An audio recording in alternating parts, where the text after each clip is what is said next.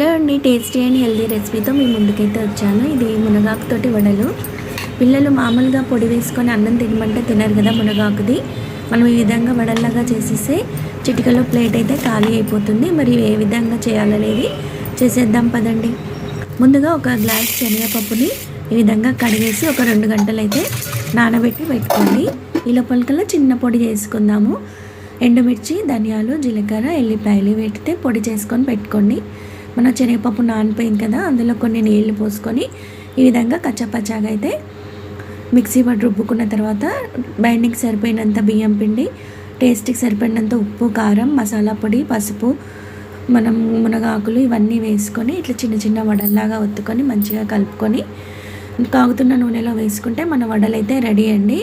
ఇవి ఎంతో టేస్ట్గా ఉన్నాయి. ఆకులు కూడా కరకరలాడుతూ మంచిగా నూనెలో వేగి చాలా బాగా వచ్చాయి. మొత్తానికైతే ఒకసారి ట్రై చేయండి.